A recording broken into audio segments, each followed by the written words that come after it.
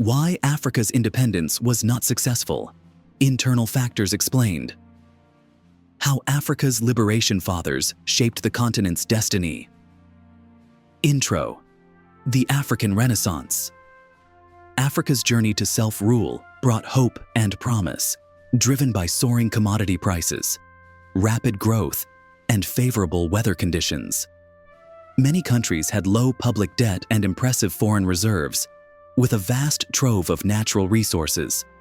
During the Cold War, African nations were courted by rival powerhouses, with the East and West offering incentives, loans, and expertise to gain influence. Kwame Nkrumah's rallying cry, "Seek first the political kingdom, and all else will follow," ignited Ghana's fight for independence with promises of education, housing, medical care, employment, and land for all, capturing the euphoria of African politicians vowing to oust colonial governments and bring in a brighter era. Africa before independence, a continent in crisis. Poverty, ignorance, and sickness plagued Africa, with 75% of the population relying on subsistence farming, lacking education and health care. Deadly diseases like malaria and tsetse fly-borne sleeping sickness were rampant, and child mortality rates were the highest globally, with an average life expectancy of 39 years. Illiteracy and innumeracy shrouded most societies, with only 16% of adults able to read and write.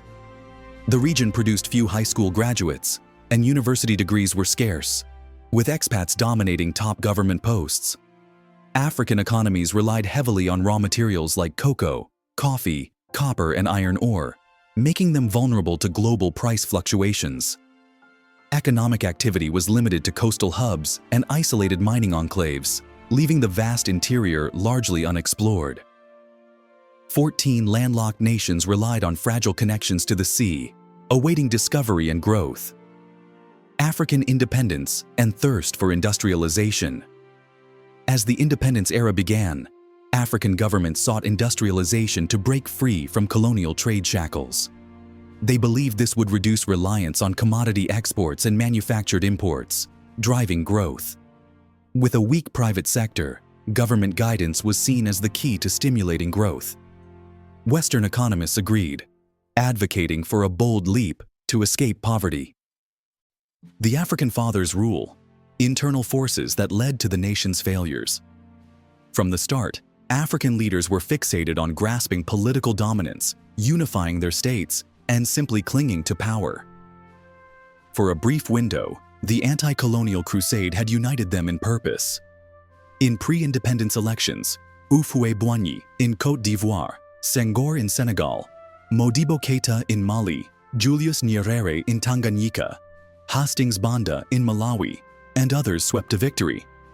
However, once the momentum fizzled, other allegiances and ambitions burst forth, and tribal and other divisive factors took center stage. In their pursuit of control, many African leaders advocated for one-party rule. Houphouët-Boigny defended one-party rule, saying, "In fledgling nations like ours, we require a powerful leader for a set period. If they err, we'll replace them later." Criticism was rarely tolerated. With few exceptions, one-party rule devolved into governance by an elite clique wielding absolute power. System? What system? President Bourguiba retorted. When asked about Tunisia's political system, he said, "I am the system."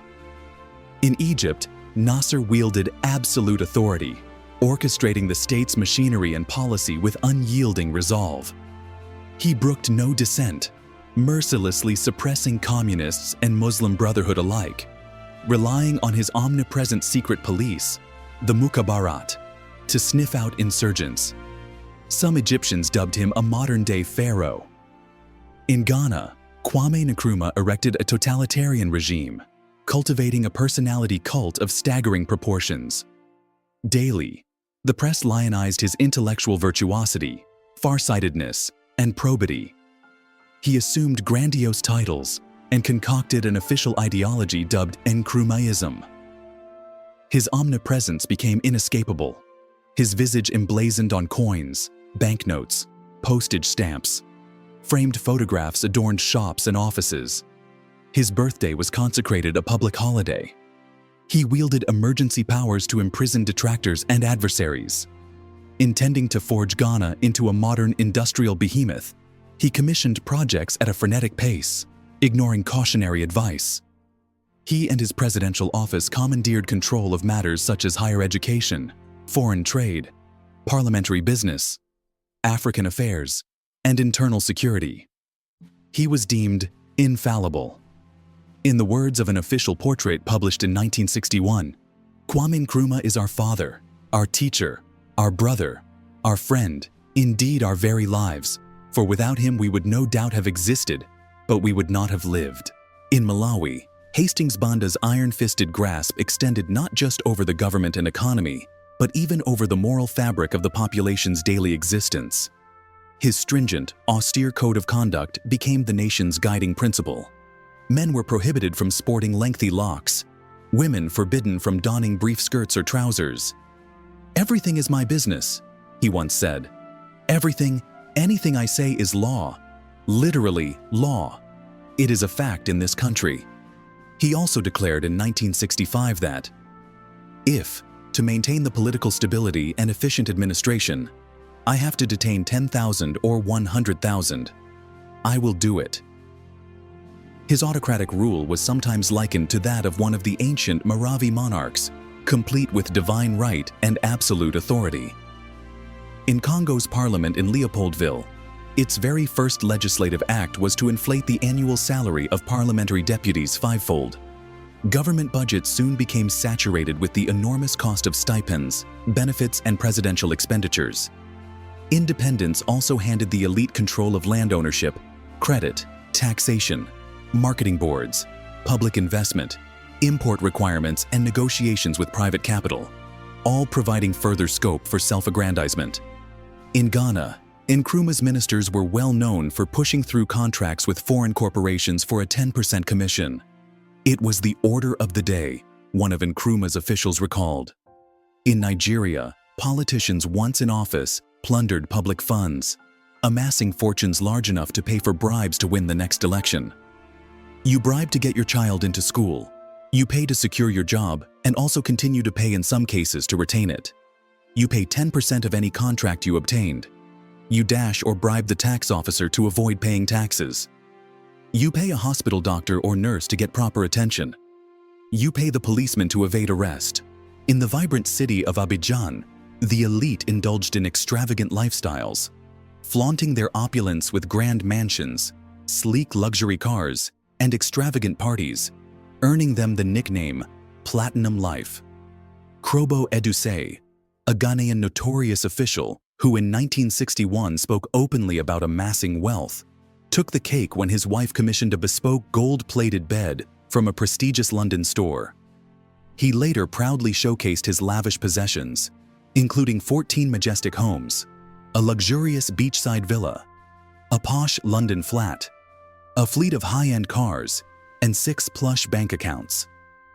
In Kenya, the Wabenzi tribe emerged, sarcastically dubbed for the wealthy politicians, officials, and entrepreneurs who cruised around in sleek Mercedes-Benz cars. Gina, Kenyatta's young wife, leveraged her connections to build a vast business empire, spanning plantations, ranches, properties, hotels, and the lucrative ivory trade, eventually securing billionaire status. Conclusion: a shocking analysis of trade figures from 14 French-speaking nations in 1964 revealed that the budget for alcohol imports was a staggering 6 times higher than that for fertilizers. Meanwhile, perfume and cosmetics imports rivaled machine tools, and luxury car imports surpassed agricultural equipment by a whopping 5 times. As politicians touted social equality, the chasm between the affluent elite in lavish mansions and the masses struggling in slums and shantytowns grew wider. For most Africans, independence brought little of the promised change. A peasant's life, a Central African Republic critic noted, is worth a mere 1.5 months of a parliamentarian's life. Africa's journey to independence was off to a rocky start, indeed. Thank you for watching. Please like and share this video. Kindly subscribe for more intriguing videos. Lessons Untold. Relax, review, reflect,